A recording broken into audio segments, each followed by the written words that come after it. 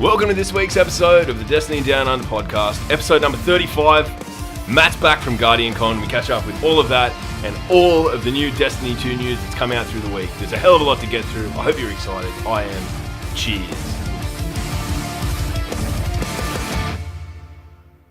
G'day and welcome to the 35th episode of the Destiny Down Under podcast. And no, the windows didn't line up, boys. I've got some work to do. While I'm doing it, how are you? What is up? I am more jet lagged than I wish I was. No, see, look, like that didn't make any sense. You see what I mean? Like, I can't. Words. Matt is in a world of pain. Oh man. I'm the time traveler, and it's all messed my brain up. Your brain is in a bad way. We can tell. So Sloth, you'll probably feeling the same.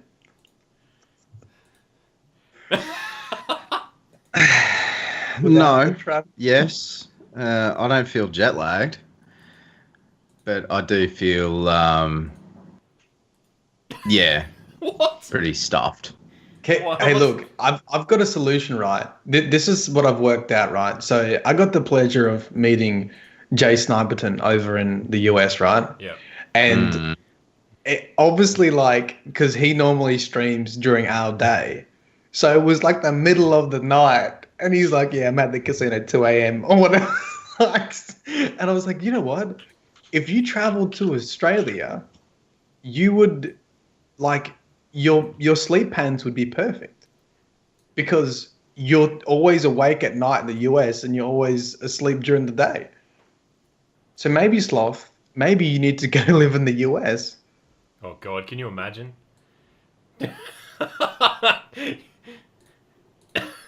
Just silence. You're an idiot. Say something. I would rather live in Mozambique. Okay. Not because America's a bad place. I love Americans. But your president is a fuckwit. So's ours. Yeah, but I can deal with our prime minister. Okay.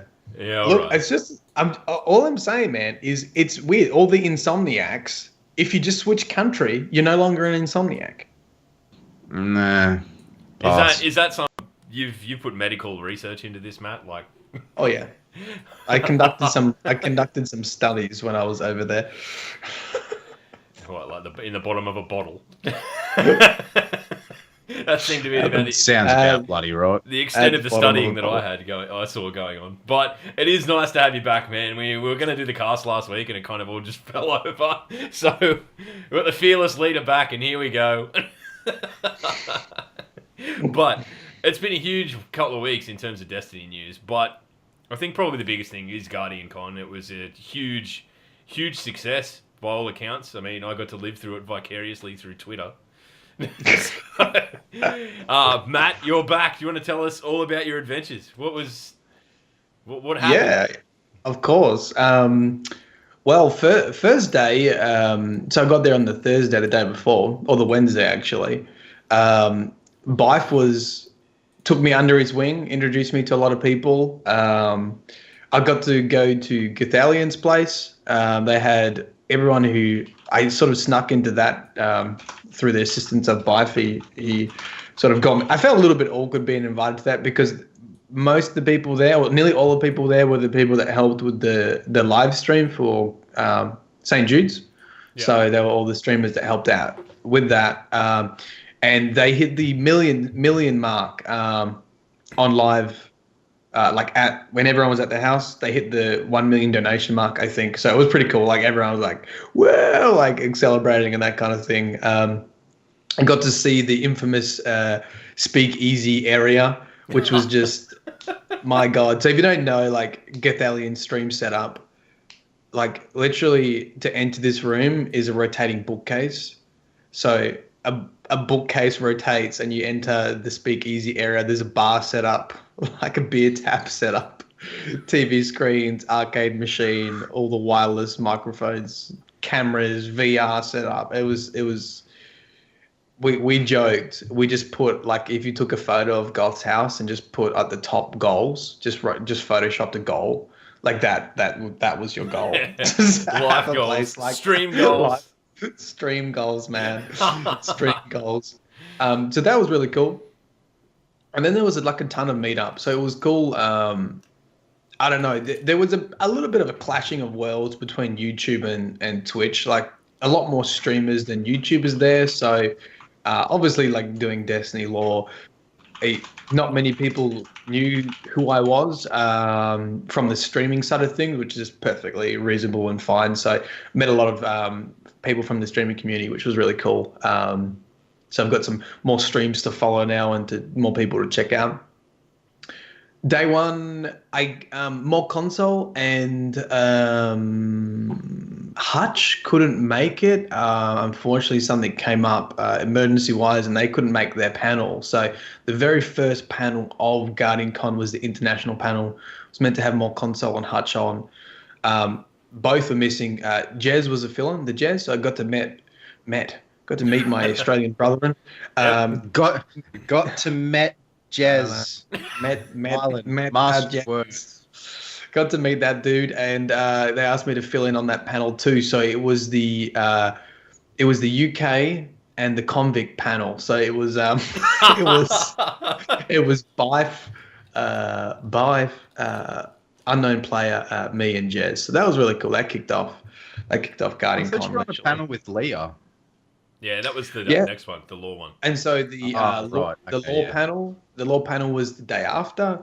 That was myself, Bife, Blue Crew from Focus Fire Chat, and Leah Lufschiff was the moderator for that. So Leah does the Explore Twitch videos with Bife, so she helped moderate that chat as well.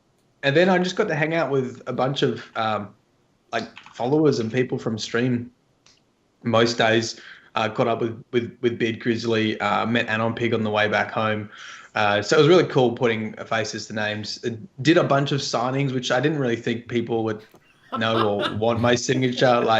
But we had, dude, out of all the panels, the lore panel, right? Not many people realize you had to book like the little areas to get a seat. Yeah. And most of the time it didn't matter because there were spare seats. Yeah. The lore panel was full, right? The lore panel was full, and like around the corners, like it was going into like other people's meet and greets and shit like that.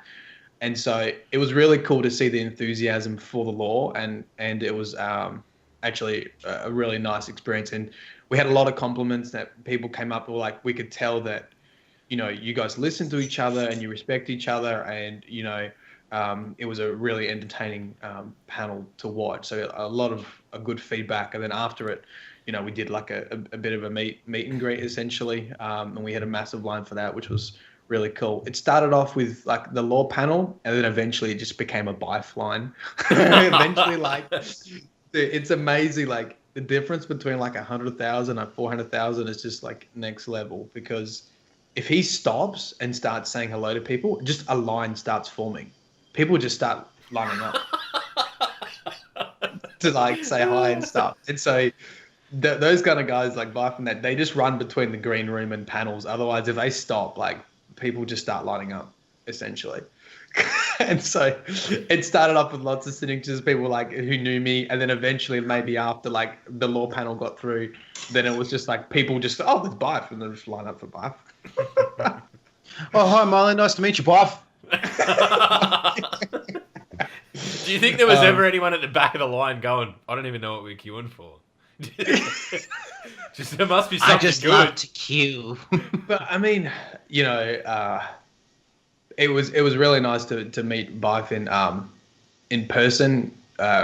Really sort of nice dude and lovely to the community. Like he was exhausted, and he kept doing signings until he got through everyone. And I'm talking like hours of meeting people throughout the whole day pretty much. And same with Datto. Oh my God. Like the only time I saw Datto was when he had a line in front of him. Like wow. Just constantly taking photos of people. So it was really cool to see that. I guess it just goes to show how big a thing it is in people's lives, right? Like I wouldn't even like line up for anyone's signature. But I mean, I know that sounds conceited, but like it'd need to be someone fucking like really important to me for me to do it at all. Where, like that, it just goes to show you how invested in the community people are and how important people like by far to, the community. So it's awesome to hear that he's taking that in his stride and doing the right thing, getting out there, shaking hands, holding babies, all that sort of shit. Yeah. But that's unreal. So you weren't originally meant to go to New York at all, were you? You just ended up there because your fucking flights got cancelled, yeah? So, right, on the way to Tampa, Florida, where Guardiancon was, the total travel time was 37 hours. Oh, dude. It was 10 hours to Abu Dhabi. It had a 5-hour layover in Abu Dhabi, and then a 14-hour flight. Yeah, I know, run. Oh, and then God. and then right. So once you've already done like 15 hours, then you've got another 14-hour flight. Another 14-hour flight to Chicago, and then from Chicago, I had to get an internal flight to Tampa. So on the way back, and then I had another 5-hour layover in Chicago. Oh, dude, so you got that's brutal. 10, 5, 14, 5, and then you're in Tampa. Why did you have such a massive break? Did you fly the wrong way around the world, Matthew?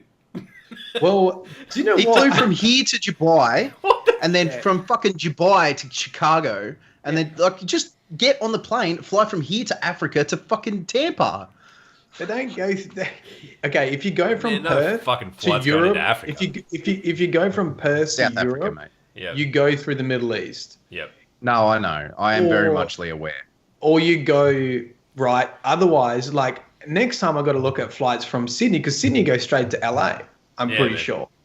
So I don't know why when I was looking at flights that never came up as an option. I don't know if there was just too many stopovers or what. Like I don't know, but I think it's got to be quicker going through Sydney because how long? I don't know. It must only take. Is it 3 or 4 hours to get to Sydney and then? I looked at flights. If I was to fly from here, from home, it would be a flight from, obviously from here to Brisbane, but from Brisbane it'd go Brisbane, Brisbane to Singapore, Singapore to Hawaii, Hawaii to Miami. What? Oh.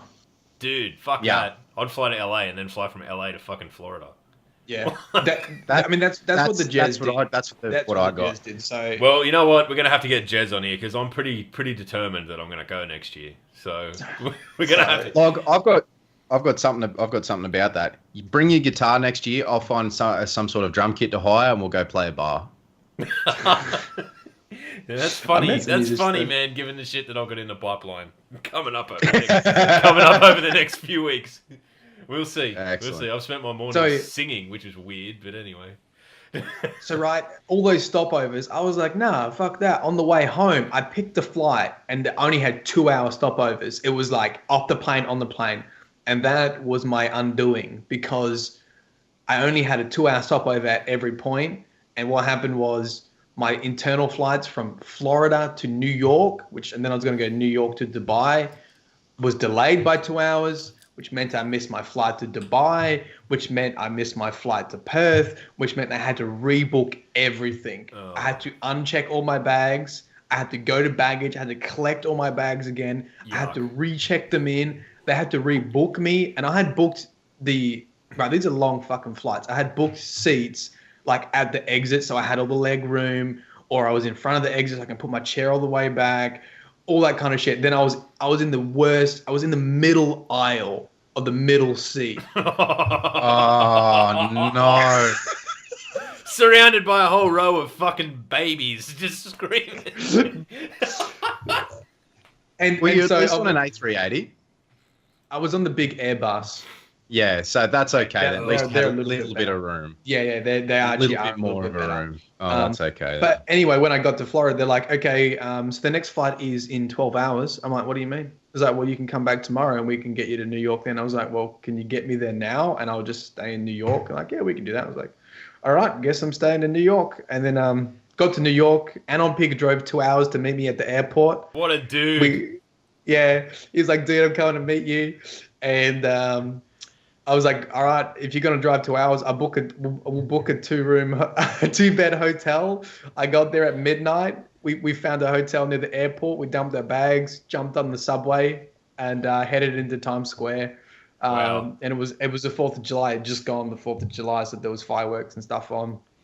Oh, that's great. And Mad. we just headed into the bar. I started a bar tab and just got Anon Peak blasted. Yes. Yes. That's what I want. This is the sort of shit that I need to hear. Matt, did you do us proud? Did you do us proud as a nation? Drinking people under the table. Because I saw a few photos of you. You look pretty fucking the worst for wear. I wasn't even like, I'm not a huge drinker, right? But and Anon Big was saying, I'm gonna get you so drunk and we're gonna do like a live Twitter stream and we'll fucking talk and shit, and I was like, yeah, whatever. And I'm the kind of person like, nah. And then when I get there, I'm like, all right, yeah. And the bartender's like, would you like it? And I was like, yeah, sure. So it was like, seven scotches down, basically. 7 spirits down, and Anon Big was just fucking blasted. And he was meant to drop me at the airport the next day and I couldn't even wake him up. And he was that out of it, and I was like, packed all my shit up. I was like, bye, Anon Pig. And then I told the lady at reception, was like, look, because it was on my credit card. I was like, and we only had the room till 11 o'clock. I was like, can you just please do a wake up call at like 10:30 and just my friend's just trashed. Can you make sure he gets out of the room? I did see a picture of him, like, fully clothed in a bed with, like, a sheet thrown from a great distance onto his person. Yeah. Oh, dude. Yeah, so I didn't go to bed. We got home at, like, I don't know, 7 o'clock, and then I had to be back at the airport at 11 or whatever. So I just got I had breakfast at the hotel and then just got straight back on the shuttle bus. So Stumbling slept back onto the plane. Yeah. One last thing on Guardiancon. Now, I heard reports, Matthew, that you drank American lemonade. I just want to express my disappointment. I am disappointed in That you. is just cardinal sin, man. Yeah, I had an excuse. At one point, the first couple of days I was feeling really good, and then all of a sudden, the jet lag just whacked me super hard, and I felt ill. And you know what? The non-fizzy lemonade, man, that's the best thing when you're feeling upset. Yeah, true. Flat lemonade, I'll give you that. Flat lemonade. It was literally like having flat lemonade, so... Purple's been giving it to me, though. So, like, I had to call you out on it. Purple Chimera is the most lovely person on the face of the planet. Yeah, I believe. She said next time she's going to make alcoholic lemonade, and I will drink that. If it's got alcohol in it, we'll go for it. Yeah. But you know what? The other thing, the coffee is so bad over there. The coffee is awful. Shame on you, America. It's so weak. They don't make proper coffee. It's not from like a machine. It's just like brew. Everything's like brew unless you go somewhere special. Really? Yeah. Yep. It's like that sounds about right. It's just dishwasher water, man. It's not strong enough. You got to have like 10 cups of it. Oh wow. I mean, I don't drink coffee, so I don't give a fuck about that. But still, there you go, America. Fix your shit up. Sort it out. From us cultured Australians. It was a great trip. That sounds it, man. I've been looking forward to having that chat for quite a while, to be honest. But yeah, who knows? Next year, I'm going to start planning. So we'll see. But I mean, geez, we missed a few big weeks in terms of Destiny news. I mean, we've got the IGN firsts rolling out now, so we're starting to see some of the. We've got a good look at the farm, the new social space. But there's a bit of news coming out, so we might not quickly. We'll just talk about that. We don't have a guest to get to. We've just got Matt, so we can do whatever we want. Ha! So basically, this week at Bungie came out yesterday, as it always does, and they basically detailed what we're going to get in the beta. So we're going to get the homecoming mission. We all expected that, I think. The inverted spire, the strike, pretty much par for the course. Countdown, the new Crucible mode, and Control. Now, I mean, I'm stoked as shit with this because I'm like, I love Control. So at least now I've got the, Destiny 1 version, Destiny 2 version. I can measure them, I can play both. I can get an idea for what's different. And I think that's, it's a good thing to be able to have that comparison. We're going to get all 3 of the new subclasses. Now, I'm not sure whether I've read it. I'm the only person who's read it this way, but are we only getting the 3 new subclasses? What do you guys think? Like, that's the way I read it. They are not, from what I can tell, they're not bringing in the TTK, the subclasses introduced in TTK. They will not be bringing in Tether. They will not be bringing in Tickle Fingers, and they will not be bringing in fucking Hammers. But, like, do we only get a subclass per class for the beta? No. That's what I'm asking. Or is it all of them? Oh, sorry, from the beta. For the beta, no, we're only getting the Arc Strider, the Sentinel, and the Flame Sword. I want to be Electric Titan.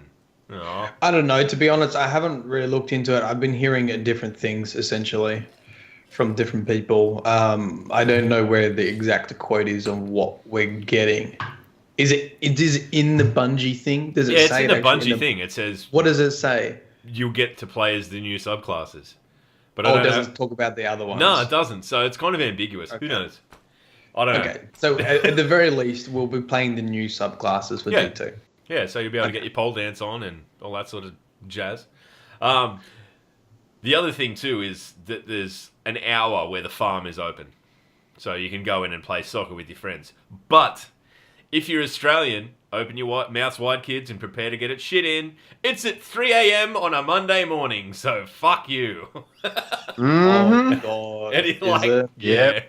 Like, I'd probably have stayed up if it was the day earlier, like a Sunday. I could fucking stay up to have a look, but terrible. When is it? What day? It is the 23rd of the 7th, 3 a.m. Oh, great. Or it'll be the 24th for us. So I'll just be getting Pacific. over my jet lag, and then I'll screw up my sleep pattern again. Are you really going to do it? Well, I wouldn't even. Oh, yeah. I'm not even going to bother, man. Oh, yeah. No, I'm definitely doing that. I will definitely be up playing that.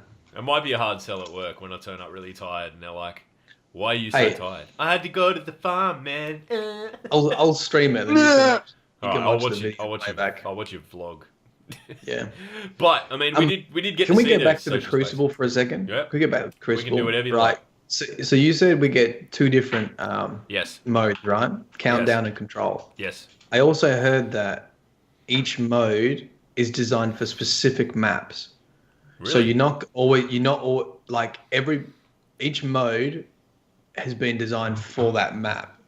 So there could be multiple modes for a map, but some maps will only have very specific modes on it. Like I heard someone talking about Countdown. I was like, this map is for Countdown. It is designed in a way to suit Countdown as a mode.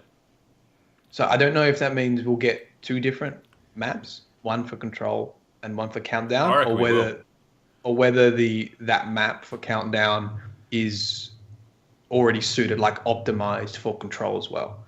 So does that mean that there's going to be a large abundance of maps?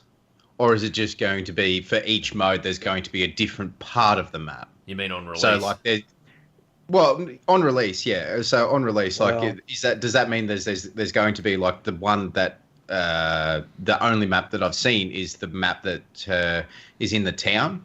Yep. Yeah. So, and that's a Countdown map. But a different part of the same town, is that like a Mayhem map? Is that a TDM map? I don't think they've said anything like that. I don't think they've said anything like that. I mean, Big Man's confirmed in chat. Yeah, maps designed for modes. I should get a new map. So, I mean, it could be a bit like, because doesn't Overwatch do that? There's like an area and it unlocks different, or is that just when you progress?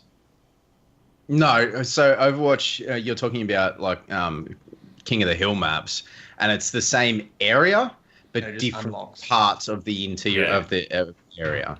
Yeah, I think that ultimately, that augurs well for like the gameplay going forward, because the second you start talking about custom maps designed for specific game types and that sort of stuff, it just makes me think of Halo Reach, and that was fucking peerless, man. Like really, the way the maps were designed, like they had the big team maps, they had small confined spaces for small, they're going to have to reduce the size of the maps, I think, because they're reducing the number of combatants. It's gone from 6 to 4. They're going to have to force people together more effectively. So I think we're going to see smaller maps for control and things like that. I think they'll be tighter. Whether or not that plays into the hands of, shotguns are now a power weapon, so they're also, it's not like people are going to just be camping with shotties all the time and shit. So I think it bodes well. I'm excited to hear that, to be honest. What do you think about focus more on a primary game? Yeah. Sorry, Matt? Yeah. What do you think about fusion rifles being in the power slot? I don't really use them anyway, but I can understand why people who do use them would be pissed off by it. Like, I don't... It's the same as shotguns. Like, anyone who's really good with the fusion rifle will always nail you every single time, regardless. Provided that they haven't changed the gunplay from D1 to D2 dramatically. Like, they've changed a little bit, sure, but, like, I'm talking super dramatically. They won't. I don't think there's much of a reason, honestly. Yeah, I mean, I guess you just got to look at that last weapon slot as anything that'll kill you in one hit. One shot is good. Yeah, yeah, exactly. Yeah. One thing that I do like is the fact that you cannot be one shot by abilities, so it's not going to be ability spam. The simulator, hooray! Yeah. That aren't supers anyway. Yeah. Sorry, I that's something that is just it brings out the joy, the joy the joy when I see scumlock people, those scumlocks just tossing sticky grenade. Oh, wipe the entire team. No. Toss sticky grenade, bounce off me. I'm still going to kill you. Get stuffed. Sloth, we're moving into a new chapter in our lives. We can leave all that shit in the past. We can just. There's no lightning. Another 2 months. There's so much stuff adding up now to PvP just being overhauled. No, we haven't spoken about no more random perks, right? This came out when I was away. Mm-hmm. Yeah, no, no, I mean, no more random perks. Every gun yeah. will be that gun, those that. perks will be on that gun. I like that too. As long as it's a shit ton of guns, man, I reckon that's great. The amount of times I had an Ayers Luna drop, and I'm like, oh, this is the one, and then I look at it, and it's shit, and I'm like, oh, it's fun. Worse than the one that I've already got that I don't even use. Oh, great. Thanks for prick teasing me, Destiny. It eliminates that, a gun is a gun, a good gun is a good gun. I think, we're going to see a lot of the guns being far more viable. I think that'll be the way that they'll, you've got, maybe 3 weapons in a particular weapon type now that are good. You've got the Palindrome, the Ayers Luna, whatever else. You've got your small number of scout rifles or pulses that are viable. Where the way them being able to individually adjust guns now, I think we'll see far more weapons be a viable option, and they don't need to have that randomness for it to remain interesting. It'll be, you'll be able to use the gun that you like to use because it's got a good roll on it and you won't have to worry. Unless they've got, some have just got a crap roll and they're just crap guns, fair enough. Yeah, and this whole non-random perks was what they've said is they can fine-tune weapons now, not archetypes. Yep. So if there's an overpowered weapon, they don't have to nerf the whole archetype. Now it's like, that weapon is silly, it's too overpowered, we can fine-tune that. And you put this in the context of the way PvP maps are designed, the 4v4, and it's like, okay, there's a big push here towards this being a proper competitive shooter, right? I just think there's a push toward it I being... don't think it's ever going to be a competitive shooter. I think there's too It many might variables. not be that, but it's definitely, they're definitely pushing that. I think they're definitely pushing it to a point where it at least feels fucking fair to play. It's not where... imagine you come in new to Destiny now, and you don't have any god roll gun. You don't have any of the exotics that are mainstays. Fuck, man. How hard would Crucible be? You would be getting owned. At the end of the day, the meta is just what works most effectively, right? It's the path of least resistance. Good players can use anything and be good, but we all use the meta stuff or play close to the meta because, we're average. I mean, at least I think I speak for all of us when I say that. But, below average. Yeah. Below average. After those Nova bombs I just saw you throw, Mylan, you are very far below average, mate. I don't know. I mean, Sloth and I Kappa spent B. some time in Iron Banner on Wednesday night, and we actually had a really good time, which is weird because it's fucking mayhem. Like, I think we went in with the expectation that it'd be awful, but I mean, I don't know whether does mayhem return. We haven't heard any of it, that sort of stuff, but I think it's definitely encouraging to hear that they're. Oh, like I was really happy with that when I heard the news that there was no more random perks, because it just eliminates the endless fucking grind, you know, like. Well, it eliminates the grind, but it means that because they can tie this in with they can individually they can balance weapons. Excuse me while I have a brain fart. They it means the weapons are only as good as the person. So if you've got a Hawksaw, so Matt, you've got a Hawksaw, Log, you've got your Eos Luna, I've got a Palindrome. There's no god roll tier to it, so you're only as good as the weapon you're using. Like you're only as good as the weapon you're using. Yeah. Like that's the good part about it. Yeah. If you're really good with hand cannons, you're going to shine with hand cannons. Yeah. If you're really good with Hawksaws or with pulse rifles, you're going to shine with pulse rifles. There's not going to be as much of a meta mainstay. And one thing that people have been talking about as well is the fact that there are some activities with set equipment loadouts. Yeah, no. Loadout locks. Like, you can't change mid. It's not, this is the story, here's your guns. Yeah. Sorry, I just wanted to clarify. I like that. Yeah, so I like that's that. a great idea. Before we go on to that, just one last comment, because I see some things in chat about it's not going to be competitive. Let me tell you about Guardiancon when they ran the tournament. your mind about competitive PvP would be changed from witnessing the excitement. Nearly every single person at Guardiancon was watching the PvP Crucible as soon as that started. We're talking about like thousands of seats packed watching the big screen with shoutcasters, with teams. It was insane. And this is with the most unoptimized, clunky system in vanilla Destiny.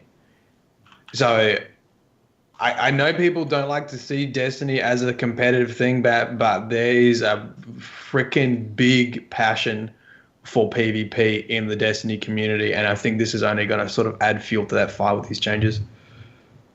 I agree. I think at the end of the day, if a game's it's crazy, enough, dude, and you can get it close enough to being competitive, people are going to watch it. I mean, I can't see myself watching anything else, so... Yeah, and it was exciting. It was actually really cool to watch, man. And this is vanilla Destiny, with them adding whatever rules they add to it and how they matchmake and blah blah blah blah. And no exotics. Well, I don't even know the exact rules of the PvP. It was exciting. I was like, oh wow, this shit's actually really fun to watch. As the eternal pessimist, if I was there, I would have been saying the same thing. But as the eternal pessimist, shoutcasters and the crowd and everyone's there for Destiny, so everyone's already excited. They're there to meet their streamer, like their streamer. I'm not going to say heroes, but like the people that they follow, they really enjoy their content. So they're really all excited anyway. You get these shoutcasters, which are basically hype men, and but that's what a tournament is. No. I am very much aware, but. You say that like I would think that it's still Destiny. It's still really the PvP is still really shitty and clunky, and I'm going to say that outright. It is really shitty and clunky, and the only reason that people in all years of Destiny. Oh yeah, that's what I mean. A Destiny 1. Yeah. Destiny 1. So Destiny 1, and people like the excitement would be overwhelming. Like I would get excited. Yeah. I'd be like holy shit. Craft is playing, and he just like threw a knife from the other side of. Oh yeah, there was shit like that happened. Like that sort of thing. Like that's amazing stuff. But you've got to remember, from the people who just play to play, like I'm going to be the layman, I guess you could say. It's just like, oh, well, I can't do that. What are you doing for me? If that makes sense.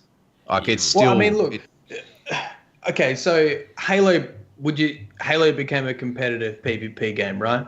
Would you agree with that? You're not allowed to talk about Halo. Would you agree with that? Yeah, I mean, it definitely did. Yeah. I mean, there was a Pro Tour and all that. Do you not think Destiny will reach that kind of... There's a lot more variables in Destiny. A lot. And more the, variable. the, Well, in Destiny the 2, the person what's you the want to difference- speak to what's the about that difference? is Sassy. Honestly, that's Yeah. like We should get Sass on the and actually variables in- discuss this. yeah, like the variables of what I can tell from Halo 3 competitive is so the gunplay is different. It plays differently. There's supers and that sort of thing. Like so, the abilities like grenades and slam and melee and all that sort of thing is okay, about the same, maybe a little bit kind of minute differences, but supers are the big difference. Okay, Yeah. and you go into big Didn't they team battle Didn't they and add even supers SWAT in Halo 5 or something? no. Abilities in Reach. abilities, but they're not as powerful. So Yeah, you've they're more got your defense-based Spartan and- Slam, and they are very, very, very, very. More mobility Yeah, like you said, or I get Yeah. what you mean. armor Yeah, lock I've and seen things. Yeah. Yeah. So like Passive. you've got games like SWAT, which is it's very simple. It's weapon, guy, shoot. That's it. Like the SWAT gameplay was weapon, guy, shoot. There's no supers or anything like that, and that was the competitive edge of Halo. Big team battle's a little bit different. Warzone's a little bit different again. But, you know, like Destiny, I don't think you can draw a parallel between the two, outside of they're made by the same company. I think I mean, so are you saying you don't think we'll ever see tournaments run by Bungie? no. Oh, no, we'll see We will. tournaments. Yeah, absolutely. We Just will book for absolutely. demand. I'm saying, but I guess our it's line, not going I guess to our be. definition of competitive is probably different. Like, I'm not talking about it being CS:GO. I'm just saying that there's, you know, Bungie's going to run tournaments for this. This is going to be another revenue stream of some sort. It's not going to be the top esport, but they've got to be working towards that. How can you Absolutely. not be working towards an esport in today's era and make those kind of changes? That's all I'm saying. From a business standpoint, it's definitely good to try and get into the esports, the MLG, you know, that sort of thing. Like it's just that's fine, and you want to get into that. Oh yeah, but it's not going to be on the same level as Dota. So yeah, you've got me in a nutshell, Matt. Like you know, like I watch In a Dota, nutshell. I watch League, I watch CS:GO, I watch Overwatch. Man, Jez is going to Look, fucking sue you for being in I a agree. nutshell. It's not going to reach that level, but look, I think people are underestimating the potential competitiveness of D2. Even though we haven't seen anything yet, like I think a lot of the signs are there to be entering that realm. And how successful they are, obviously, we won't know. I'll play middleman, right?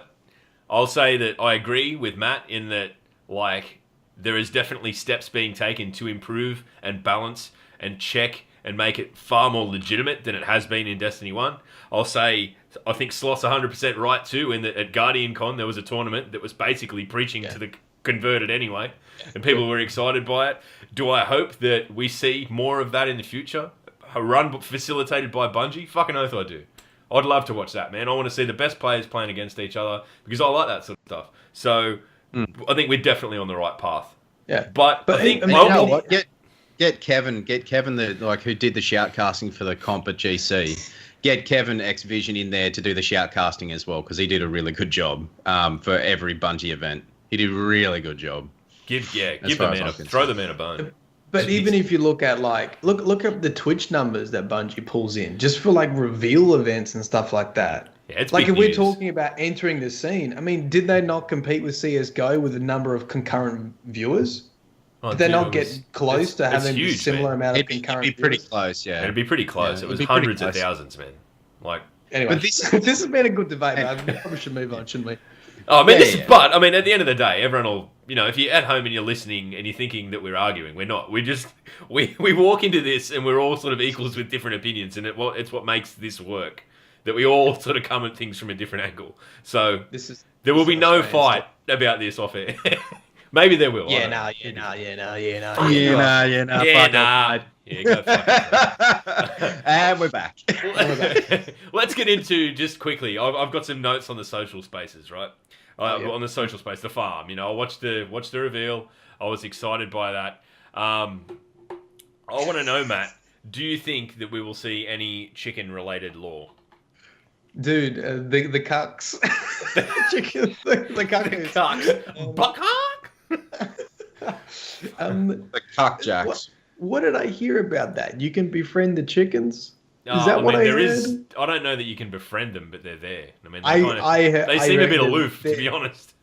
There will be a chicken egg. Really? An Easter egg. Do you reckon There'll be an Easter egg. There'll be something you can do with the chickens. Can we confirm Destiny 2 pets? Can we? Like, I mean, you can take a chicken. I don't know why the guy called the chicken Ralph. That's a dumb name for a chicken. Oh yeah, that was a bit painful. Yeah. There are some other cool stuff though. There was some other cool things shown in the farm though. The Red Jacks. What do you make of that? I've been actually waiting to talk to you about this in a serious way. Like, are they rebuilding a Red Jack army to assist us? It looks like it. Yeah, I mean, it looks like it. So we've never seen the Red Jacks before, apart from knowing that they are frames. And these ones have it almost looks like Twilight Garrison with the Crucible stamp on it. It looks like a big flotation device barrel chest essentially on a frame. Not confirmed as Red Jacks, but highly suspect that they're the Red Jacks because Lord Shaxx leads a team of robots called the Red Jacks, which he programs to take back Crucible spaces. So how they're going to be used, we don't know if it's going to suit the lore of D1, which is basically the Red Jacks. Any of the Crucible Ghost fragments pretty much talk about the Red Jacks. There are some really interesting Red Jacks. Dahlia, Arcite was one as well. There's basically a couple Red Jacks that almost became sentient and sort of broke their codes. Yep. And some of them went missing. And I can't remember the exact lore about it. I made a video quite a while ago about the Red Jacks. Super interesting to see how that plays out. But I think that's pretty much confirmed that they're going to be the Red Jacks. See if maybe they'll help us take back Crucible spaces, and maybe that is how they're going to deliver. In Destiny 1, we had ghost fragments in the Crucible, which told us how we got back that stage. If we're going to think about D2 and the in-game storytelling, maybe we will be assisted by Red Jacks to take back Crucible space. That would be a cool way to tell that story. I think it'd be. I mean, I'd like to see them brought in as just sort of like, you're in a mission. Maybe, they're like NPCs, but on our side, like assistant, like ally NPCs, because you don't see any of that in Destiny 1. And it's definitely something that we see, like in the first mission in Homecoming, you see Ikora fucking Nova Bomb a bloody, whatever they're called, Falcon, Pelican. I'm just dropping back into Halo terms, but a dropship. Yeah. I think they're definitely going to integrate characters more into our missions, but will we see them supporting us through the story, or are they solely as a vessel for, controlling areas for us to be in the Crucible? I don't know. I'd probably rather see them help us. Yeah, I think it's possible now to see. I mean, we've already seen like Zavala, and I know that's the opening scene, but we're seeing more interaction with NPCs during missions. Zavala pops up, a bubble. I know that's more like a cinematic intro opening, but I think it's possible that we'll have some people fighting beside us apart from maybe just a fire team. I think that's definitely plausible. Yeah. And the vendors are apparently changing throughout the story as well. I don't think we spoke last time, but they revealed more about that. Did we speak about the sniper last time? No, I don't think we did. Devon K, the guy with No Land Beyond. Yep. So they talked about a bit more information about activities, and I think we did say, but basically those kind of guys that come in and out of the story are going to help you deviate from the campaign pathway and tell more about that world or that planet or that moon that you're on, and some of the lore and the fiction there. So those guys are going to be where a lot of the in-depth lore will be, I think, is those vendors that send you on the side quests. Yep. Yeah. Another thing sort of touched on too is that basically in that space it will evolve as you progress through the game. I'm sure that we'll see ourselves in instances where maybe you've got a mate who's lagging behind a bit in the story, and there are vendors that are available to you but not to him. Whether they're not there entirely. That would be interesting. It'll be interesting to see how they implement it. I mean, I personally, I think it'll probably be a matter of they're just not there for you yet until you unlock them. Like stiff shit. You just can't speak to them. You can't even see them. They're not even there. You reckon? Yeah, I think that'll be the way it is. I think. I mean, otherwise it'd be game breaking. What? They're just gonna snob you. I'm not talking to you until you've done something important. Fuck you, buddy. Like. Oh, see, there's an aspect that I really like about that, and there's also an aspect like making multiple accounts, right? Like, if the best example of this was Felwinter Peak, and when you wanted to make multiple accounts, you had to complete those first 2 campaign missions, and like I'd already done it on all my characters on PlayStation. I got an Xbox. I wanted to play with fans, viewers. I had to then.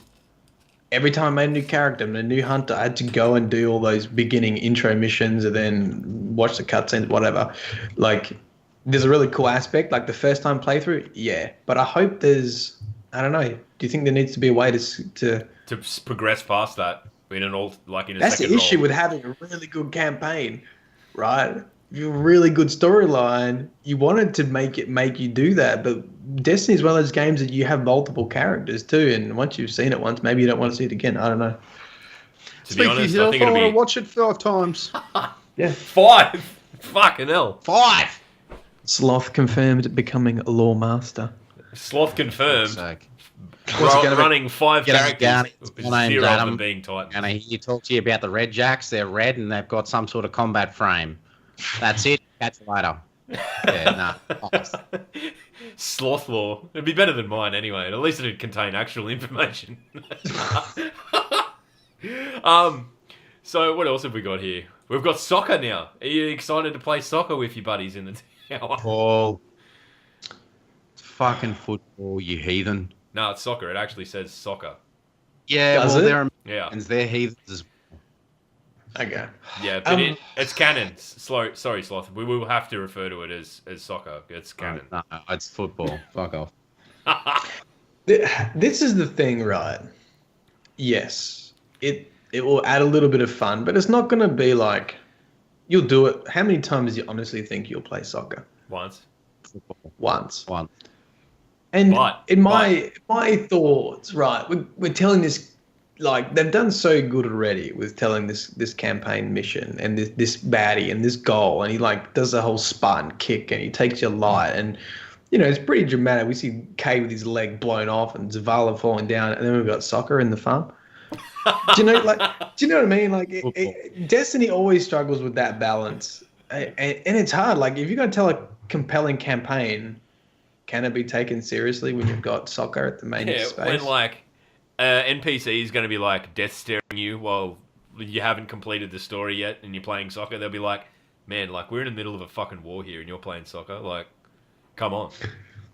Come on. It's interesting. Like, I don't know if that's going to be what, like, that's being super picky, obviously, because how often, if you're, like I said, oh, you've got stuff to do while you wait for your fight team. I don't know if I'll pick that as my main activity to do whilst I wait for people to join. Man, I play guitar. That's what I do. But anyway, I mean, I think, like, how many games of soccer do you foresee being ruined by dickheads? That's the first thing that springs to my mind. Is that Go on. you aren't going to have 26 friends in that social space. And there are going to be people who will just run in, kick the ball over the fence, fuck you idiots, I'm off. Like, that's... Dude, you're asking for trouble. Unless they somehow lock people out of the area when you start. I don't know. Who knows? Look, I'll play it. I think I'll play it once, probably. But I'm not super pumped for it. Apparently there's other secrets and activities in there. That was interesting. Yeah, very interesting. We'll see what it is. It'll just probably be like, oh, jump over to this spot, turn the button. Oh, you can go faster for a bit. I don't know. It just seems a bit derpy, but at the same time, people will like that sort of shit. I mean, you look at people jumping around the tower at the moment, so people need to entertain themselves. Sloth, I think there's a big no for soccer on your part. I foresee you not playing any soccer because you're butthurt that it's not called football. Is that correct? Yeah, I think he's just butthurt. Look at his face. Nothing. No bite. No. Right. Okay. Moving on. We'll look into the video they released that had Luke Smith and Mark Noseworthy in it. Bungie's vision for Destiny 2.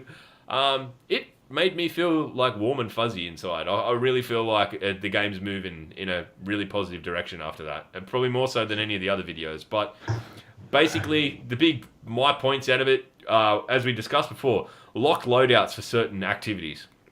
So Yes, you'll be please. tied to what you've got. For me, I think that's great, and I think it's an additional challenge that, especially with the way that, it's not like you have a sniper and rockets anymore. Like, you will have a sniper and then 2 basically primary weapons. It's going to force you to make, you might go in and get up to a point in a mission and be like, fuck, this is going to be really hard because I don't have this gun equipped. And then you might have to back out, come back in, do it again, and, be better equipped next time round. I don't know. I mean, I don't change my stuff all that much anyway, so for me, yeah, I'm lazy like that. It won't make a difference to me all that much, but I mean, it depends. It really depends. I mean, it might also come into like burn types and things like that. You can't cover all 3 burn types when you've only got 2. Right. Can I be like ultra pessimist about this? Oh, can I take on some? Oh, the tables are turned. can I take some of the sloths? Yeah, go. Is this just like adding an artificial hardness to an activity that otherwise wouldn't be there? Maybe. No. Is this just adding an artificial difficulty level? Like, hey, guess what? We're going to make, how we can make it harder? Can't swap out. That means you can't take down shields quick. That means more bullet sponge. Well, hang on a second. What about, so everyone's inventory is blown up. They could tie this into the story. Everyone's inventory is blown up. The Cabal has taken everything. What if story-wise, they're the only weapons available? Yeah, but and that's where they tie it into the story. I don't think it'll be tied into the story at all because it will be late in the game. We're talking hard end-game content, and you'll be equipped by then. Yeah, I think Chad sort of said it'd be like a model. Like, I think you'll go to enter an activity, and it'll be like locked loadout is the thing on the activity, and it's like, do you want to confirm your loadout? You cannot change once you enter or something like that, and then it'll be like lock them in. Like, whatever you've got equipped is what you've got equipped. They should do that with trials. They should do that with trials. I think it's going to be PvP. Do you think it'll be PvP? Like, they haven't confirmed it's PvE, I don't think so. PvE or PvP. I think it could be a way. We don't know what the weapon modifications do yet. How would the PvP community feel if you're locked in your weapons? I would feel Who gives great. a stuff? It's a PvE game. No, PvP, sorry. No. Who gives a stuff? It's a PvE game. No, it's not. You can't say that. I know. I'm just being facetious and an asshole. It suits PvP more, in my opinion. Like, look, once again, like, I'm not entrenched in that community as much, so I don't know. But isn't part of the strategy, like, of PvP is to work out what your opponent is using and to, like, find your ranges, for what works for that opponent? Or trials, definitely. Trials, People definitely. not change. You're definitely looking at what your opposition's got, and you're definitely, if you've got a weapon in there that's like a hard counter to it, you're going to use it. That's just the way it is. It's base. It's that's. I don't think there's such thing as a hard counter in Destiny, honestly, mate. Mate, if they've all got fucking shotguns, if they've all got fucking shotguns, and you can sit back and snipe, that's a hard counter. Go to bed. That's not a hard counter. Oh my god. Yeah, all right, okay. Oh my Moving on. god. I play Overwatch. I know about hard counters. Fucking hell. Fucking hell. You go play your fucking Xbox Live game. It's shit. It's half a game. I don't know what I paid for it. It's like Star Wars Battlefront. I paid for it twice because I enjoy it that much, so fuck you. Righto. This fucking guy, man. All right, well, moving on from swearing at each other. So they also made sort of this allusion to the fact that the game at its pinnacle will be harder. They were very vague about it, so we have no information as to what that actually fucking means, but it's still there. And that the focus on the lore and the rich backstory of Destiny being integrated into the story. Now, coupling that with some of the information that was in the article that IGN released today, basically detailing them playing through a mission, and hang on, so I don't misquote it, I'll pull it up. But basically saying that they were exploring Nessus, and they were given a side quest from AI Failsafe, which is the voice that you hear in the mission in the strike, I believe. And and they were exploring. So they were given a job to locate recordings left behind by early explorers. See, to me, this is like, if you can go back and there's some, like you locate the recordings, fine, and then you can access them at a later date, and, they're either written or audio, fucking fine, bring it on. Because, for people like the man to my left, you're going to be able to get that information, extrapolate it, working into a lore video. 100%. So for me, that kind of allayed a little bit of my fear. It might even, like, the cream might rise to the top a little bit, because it's not going to be quite so easy to just go on and look shit up. But who knows? Yeah, I look, I don't know when they recorded that video, and I do. After fucking Grimoire Gate. well, Grimoire Gate 2017. It sounds super arrogant for me to say that, but there was a big backlash in nearly every aspect from the lore community, and I think that video spoke to a lot of people in the lore community about calming down, we got you covered. And it was a very different tone from previous interviews. It was an extremely different tone. They basically, well, firstly, almost like any apology, you acknowledge the audience. We know Noseworthy's like, we know there is a very passionate lore community, but it was very niche. We're like, yeah, well, that's true. We're passionate, but it's a very niche area, and we think that everyone should access it, and this is what we're doing. So, I don't know if it was a response and whether it was pre-recorded quite a long ago or not, but I think it spoke. I know it spoke to Bife. I know Bife tweeted about it. It's like, I felt like this was speaking to my concerns, and I think everyone in the lore community probably felt the same, that it was like very directly addressing some of those concerns. I think now at this point I can honestly say that I'm nearly anticipating that it'll be a good thing for the lore community, because you're going to provide people with intrigue. Yeah, intrigue. Where the way it is at the moment, basically to get the big story of anything, you've got to piss off out of the game entirely. Where now, if it half explains things in the game enough that people go, oh, I'm going to Google that, and then they're on Wyland's channel. I love it. Go for it. Talk to it. That's great. That's it. And ironically, people leave the game to find out more. Oh. When are they going to work out YouTube integration into Destiny? So YouTube integrated, man. They just got panels. They just got panels in the farm, and you just go up, press X, and bang, you're on the front page of YouTube or whatever. You can go and watch PewDiePie be racist. Anyway. Mm-hmm. Don't say wow. That. Yeah. Well, I don't know. It was the first thing I thought of. That's YouTube. That's what the kids watch these days, isn't it? Right. Hang on. I'm pulling up my notes again. I got distracted. So, I mean, we're kind of at the end of it. We've touched on just about everything. So, as it stands, hang on, no. There's a few other things in that. I got another paragraph out about flashpoints. Yeah. So, it doesn't really say anything apart. Flashpoints just sound a little bit like public events. Flashpoints, I get the feeling it's something that will happen within a time limit, and you have to complete it. But you get Nightfall tier rewards from it. And also they said that there'll be a new PvP call to arms as well, but not specifically about the rewards you get for it. So something added to PvP, but we don't quite know yet.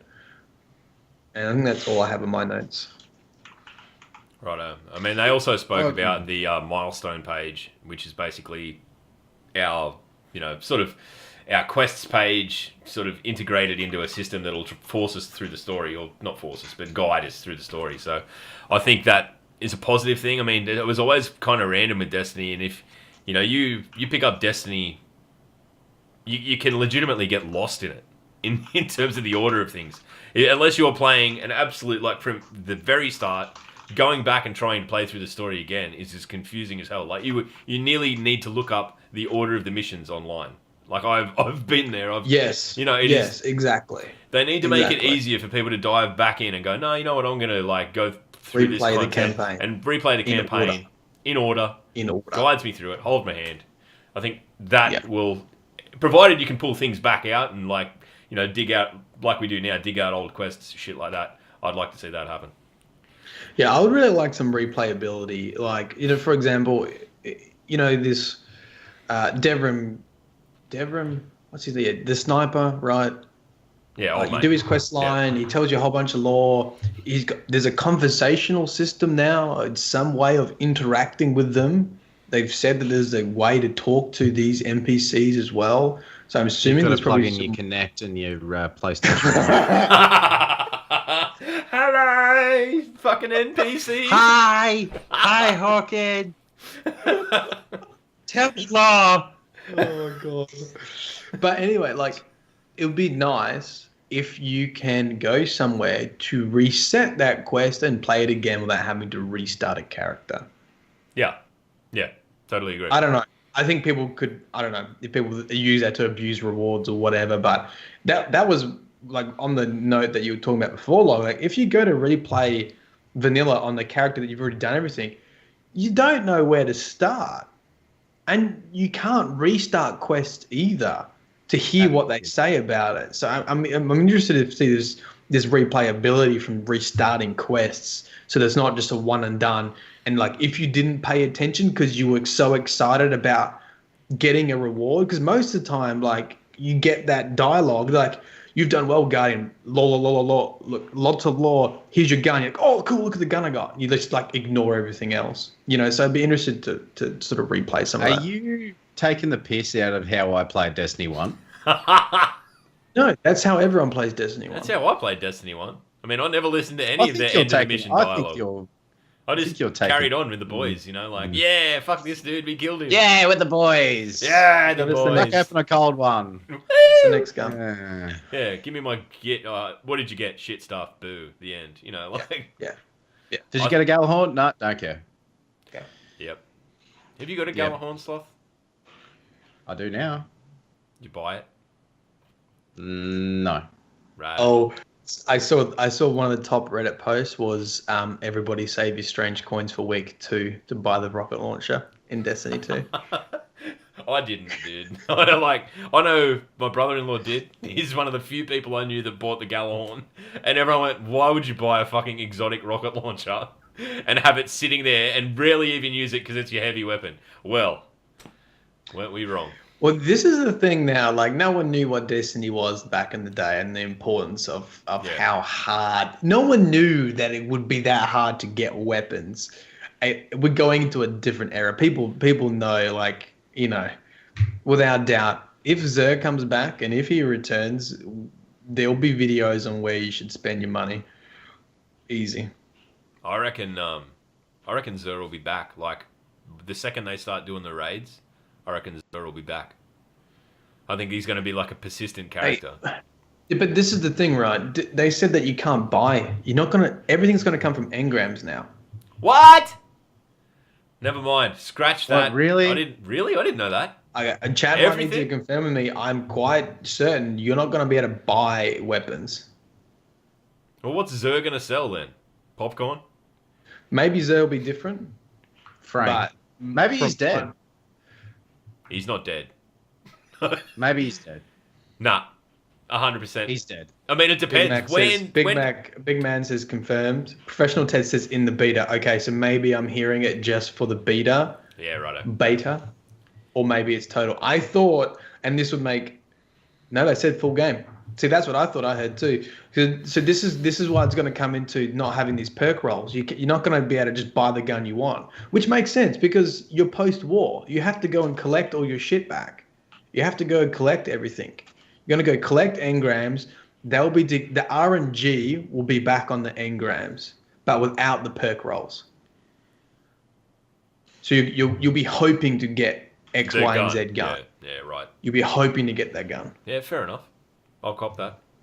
So maybe we see him down the line as, like, I mean, I guess he really only does sell exotics now anyway. And the way that they're discussing exotics functioning is that they're not necessarily more powerful. They're just, like, quirky. They are as exotics should. Yeah. Yeah, all right. Yeah. They look to be as exotics should. They have some sort of intrinsic perk that makes it usable over the top of something else. Not this god roll, I've got an ES Luna with fucking 4 stacks of luck in the chamber that can kill a full armor charging Titan mid-slam. You know, that sort of bollocks. Yeah. So... Well done. You've summed that up as far better than I could have. All right, well, I think we're right at the end. A couple of quick things. Actually, I've got a question I'm going to ask in a minute, and we can finish on just discussing that, because I know it's going to piss off a good friend of mine. But, Keg, in the stream... I see you, buddy. We're in the process of revamping the DDU, so at some point over the next few weeks, we might hold it back until after beta, and we've got a few things lined up, but we're gonna do a bit of a visual overhaul, so be prepared for that. If you just listen to the podcast audio, well, you miss out. Prepare your ears. Prepare your ears for little to no visual. Difference. There might be. I might try and throw him a bone and do some. Some of the stuff Matt and I have been talking about. But do we think we're going to see microtransactions? I haven't been talking about anything. Do we think we're going to see microtransactions in Destiny 2? Of course, it's an Activision game. When? Fucking at the first release, at the first DLC release, they will put in, or the revamped Destiny version 2 Dawning, or the first SRL, or the first fucking what was the Fright Night one? The Fright Night one. Halloween. The Halloween Festival one. Like that. Cost. Festival of the Cost. That's it. It'll come back, and people are like, "I want to buy the emotes." Throw money at the screen. It's just. I mean, I'm not going to do it, and I don't really give a stuff for the people who do want to do it. But as long as it's not pay to win, I don't care. If you're out there, Tower, listening, you probably will be later in the week. Fuck you, buddy. I don't think they're never gonna make that mistake. They got so much backlash just for selling cosmetics that they will bring it back. I can guarantee. Oh yeah, I guarantee it'll be back. But I don't think they're ever gonna take it to pay to win or pay to get a certain. No, I am aware of that, but it took. So people, not me, but people whom I know, spent $100 on the game, then spent $300 on the microtransactions. Why though? I couldn't tell you. Fuck. Because remember they sort of fixed that RNG stuff with the microtransactions. Yeah, went to smart can't you buy it now? Can't you buy the ornament you want now? Pretty much. Yes. Yeah. So I mean, I think if they've done that, obviously that will be an aspect of D2. Raul raid boss confirmed. We haven't touched about that he's not in the farm, so he's probably dead. Yeah, I had some notes there. He's dead. He's been delivered. His corpse has been delivered to the loot cave, where he shall haunt it for the rest of time. That is so good. I wish I put that in the last video with that audio from the loot cave. Because what is it? 1 million deaths or something? Will never be enough. 1 million deaths does not satisfy the needs of Master Raul or something like that. 1,000,001 now, fucker. You're dead. The interesting thing is Tara Khan is in the farm, and Tara Khan was the cryptarch at the temple, the Iron Temple. So, and the article says that she survived the Cabal attack. So I assume the Cabal also attacked Felwinter Peak. Where is Lord Salad Bowl? Don't know. Good question. There we go. But I mean, obviously, people from Felwinter Peak made it to the farm. So Tyra Khan is part of the farm. Something pun. I don't know. Sorry, Matt. You thought you were fucking jet lagged. For God's sake, don't go overseas and leave me here with him again, please. It's been fucking weird. You know what? Well, if anyone's got any closing comments, I think now's probably your time. We'll find someone to have a bit of a raid into. But it's been good to get back on the horse, boys. I must say that. Yeah, it's nice. It's nice to see your faces. Wow, you made that weird real quick. Yeah. I don't even have pants on, and you said that. Oh, Thanks. wow. Are you seriously doing this podcast without pants? No pants. Yes. Wow. No pants. No pants. All right, let's who can we raid? Who's playing of the let's Destiny? see. Let's see if I saw any of the good guys I met at Guardiancon, if they're on or not. All right, you do that. Sloth and I'll... Just remember, ladies and gentlemen, we each have individual streams that you guys should check out. So Mylan, this guy up here, is twitch.tv/Mylan Games. This guy up here is twitch.tv/LogPowerSlave. And this guy here, I don't stream. But you guys should definitely go and follow those guys and do things. We all have Twitter, so it's right there underneath the thing there. At LogPowerSlave, at Deranged Sloth, at Mylan Games. Guys, thank you so much for hanging around and doing the things. Even if we do yell at each other, we're all quite good friends, so don't take that too seriously, ladies and gentlemen. There's a very good reason why there's thousands of kilometres in between each of us. We're strategically placed around Australia so that we can hit each other. But you know, I think I want to ask you guys what you think about this, and I guess we'll do it now, and we'll see what sort of reaction we get from if you're out there. I am seriously considering doing a Destiny Down Under Discord server, so that people who are into our show or follow what we do and enjoy our dribble can jump in there. So if you're out there and you think it's a good idea, through the week, whenever you're listening to this, just tweet at us and say, I'd fucking get in on that, because I'm not doing it if no one's going to join it. I don't need another fucking thing to administer. Actually, if you're out there and you feel like, chipping in, give me a fucking... Really? You're outsourcing a Discord? Oh my goodness. Righto. So I think we've got a couple options for the raid. Yeah. I had the pleasure of meeting Syntax 7 in the flesh, which was really nice. I also had a fair few beers with, actually, no, I didn't drink, with Vibronium, which is also on. And I met someone who I hadn't come across before, which is Swolly Bible, who is live streaming now too. So Righto. Well, you know what? Let's go and meet someone new. Let's go to Swolly Bible. How about that? Yeah. Let's go and say hi, man. Swolly Bible.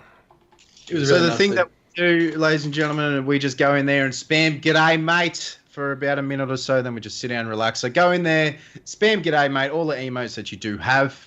And ladies and gentlemen, Matthew, Log. Yes, it's been a pleasure, as always. It has been a pleasure. Been a pleasure. Oh, shit.